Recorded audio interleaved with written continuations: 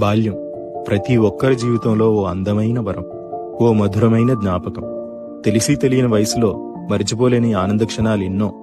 ఇప్పుడంటే కలర్ టీవీలు, స్మార్ట్ టీవీలు వచ్చాయి గాని అసలు కలర్ టీవీయే కనిపించిన రోజుల్లో బ్లాక్ అండ్ వైట్ లో సాయంత్రం 4:30కు దూరదర్శన్లో ఋతురాగాలు చూసిన జ్ఞాపకం.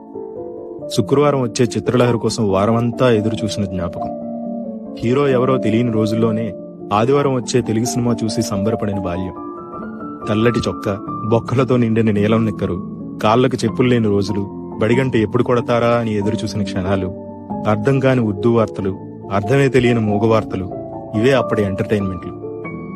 చప్పరించిన పెప్పర్మెంట్లు, చీకపడేసిన మామిడి టెంకలు, స్కూల్ ఇంటర్వెల్లో కొనుక్కుతున్న ఆశా చాక్లెట్లు, దోసిళ్లతో పట్టి తాగిన బోరింగ్ నీళ్లు, గంటకి ₹2 ఇచ్చి అద్దెకి తెచ్చుకున్న పొట్టి సైకిలు, అవే ఆనాటి మధుర జ్ఞాపకాలు. ప్రతి ఒక్కరి జీవితంలో ఎప్పటికీ మర్చిపోలేని మధురమైన క్షణాలు. ఇప్పుడు టెన్షన్లో పడి మధ్యాహ్నం ఏం తిన్నామో కూడా గుర్తుండని దౌర్భాగ్య రోజుల్లో మనం ఉన్నాం. ఏడాది క్రితం పలానా పండుగ రోజున ఏం తిన్నామో గుర్తుంచుకునే వాళ్ళం అప్పటి తరం. గతం ఆస్తి, జ్ఞాపకాలే ఆస్తి అనుకునే ప్రతి ఒక్కరికి ఈ చిన్న వీడియో అంకితం.